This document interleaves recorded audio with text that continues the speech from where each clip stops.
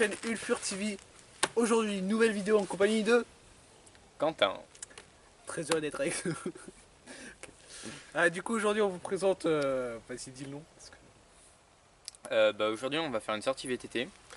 Donc Je crois avec qu'elle est un peu penchée à la caméra. donc Sortie VTT là. voilà. Alors j'ai acheté un nouveau Ah, il y a vélo. des gens. Alors, je rigole, c'était une blague.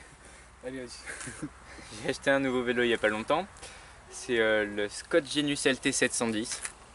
Alors si vous connaissez pas trop le vélo, il y a trois catégories de pratiques en VTT. Il y a le mountain bike, donc c'est avec des petits débattements, ça tourne autour de 120, 140. 120, 140 quoi.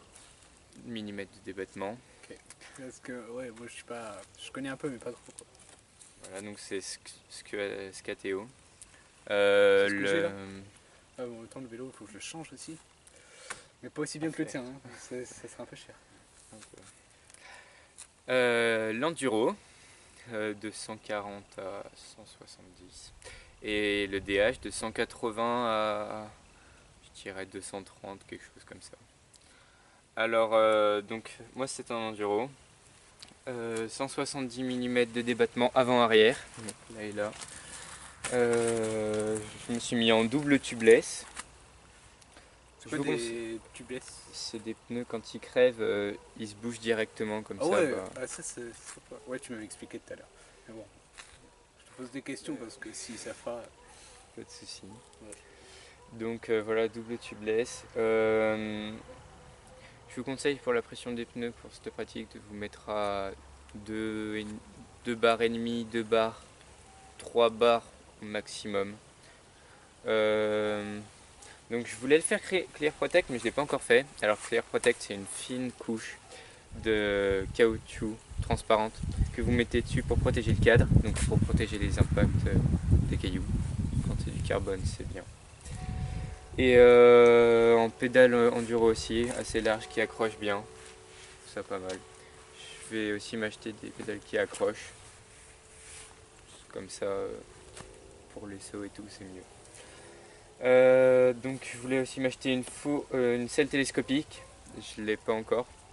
Il faut que je travaille un peu. C'est-à-dire une selle télescopique. Une selle télescopique, c'est une selle qui se baisse en appuyant sur un bouton au guidon. Donc vous appuyez sur la commande et vous appuyez avec vos fesses sur la selle, elle se baisse, comme ça vous êtes plus mobile dans les descentes et le vélo est plus stable.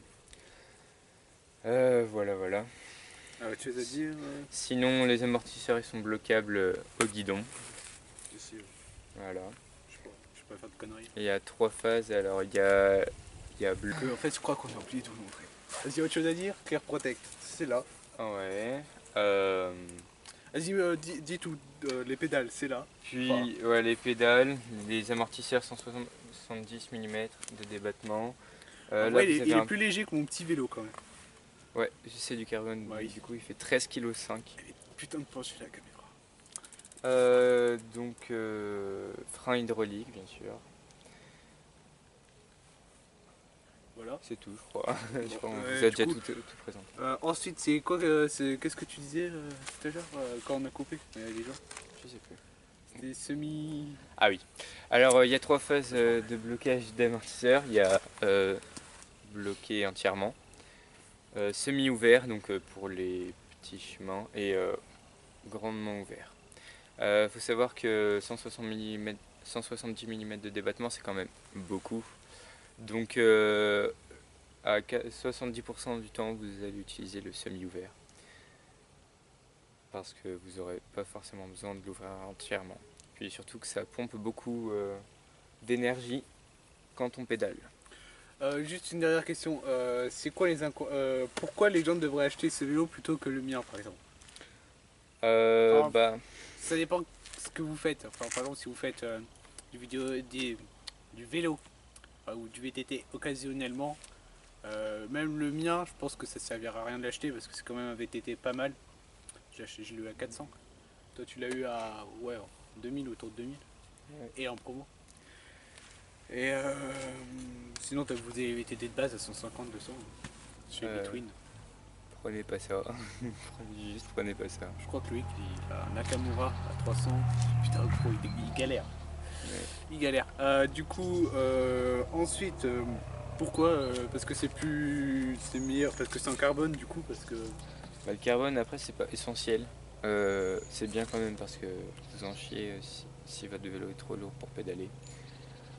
Moi j'ai pris ça parce que on fait souvent des grandes sorties, donc ça permet de Surtout l'été. L'hiver, il fait un peu froid. s'amuser en descente et de faire des bonnes montées.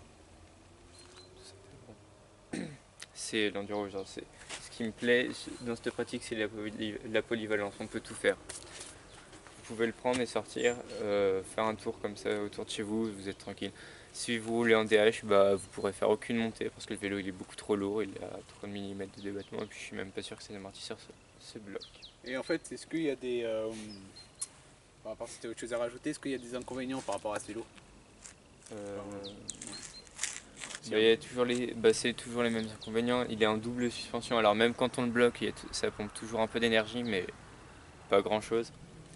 Et non, franchement, moi je le trouve super bien. Alors vous pouvez pas comparer ça à ça parce que vous verrez quand vous passerez sur du haut de gamme, le vélo il est beaucoup plus stable, vraiment. Ouais, il est vraiment beaucoup plus stable. Et puis voilà. On avait parlé d'un truc, c'est que le carbone il pouvait se casser plus facilement. Vous faites genre des grandes chutes ou... Alors j'en ai parlé avec mon prof de chimie qui m'a énoncé les propriétés du carbone. Et ça dépend en fait. Ça se trouve là, je me suis pas renseigné sur le carbone de mon vélo, mais ça se trouve il est peut-être plus solide que celui de Théo. Ouais, parce que moi, on peut peut pas dire que le carbone est plus fragile que l'aluminium ou classique. Surtout si le vélo au départ il vaut 5 000 €, je pense que... 6 000, voilà. Voilà, il y a moyen de s'acheter deux motos quand même. Du coup, je pense pas que ça va se casser dès la première sortie. Peut-être au bout de 3 ans, peut-être, je sais pas. Mais il y a de fortes chances qu'il soit très solide. Du coup, on va tout de suite commencer, à part si tu as un dernier mot à ajouter. Pensez à bien entretenir votre vélo. Pas comme moi, tu vois, tout plein de terre. Et en tout cas, n'hésitez pas à poser un maximum de pouces bleus, pouces verts. Dites si vous avez des questions dans les commentaires, Quentin fera un plaisir à y répondre. Et puis si vous n'avez pas compris des mots ou quoi, bien sûr c'est dans les commentaires aussi. Si vous voulez des conseils pour l'équipement, pour choisir votre vélo, Ouais, ça on peut faire une autre vidéo. Des choses comme ça, ouais. Parce que lui il a un bel équipement, moi faut que je vois, il faut que j'ai juste les gants et le casque et la gourde, voilà, la base. Et du coup faudra que j'en achète, mais j'ai pas encore les sous. Allez, qui bosse. Voilà. Allez, c'est bon. A tout de suite. À tout de suite, ouais.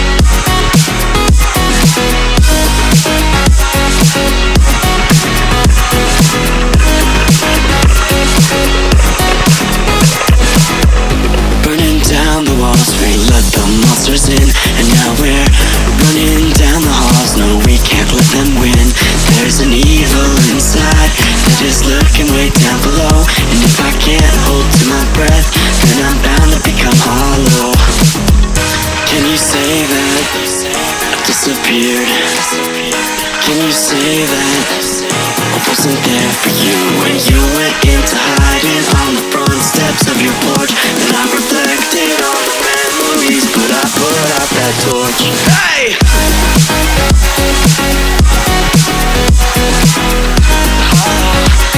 But I put out that torch.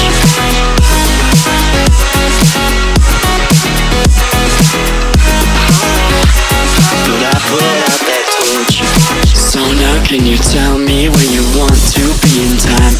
There's a million different places and a million different heights.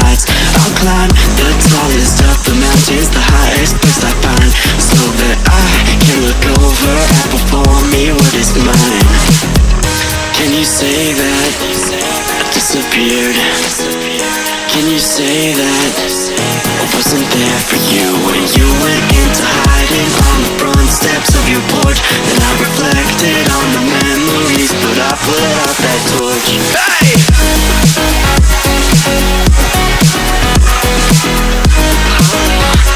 But I put out that torch.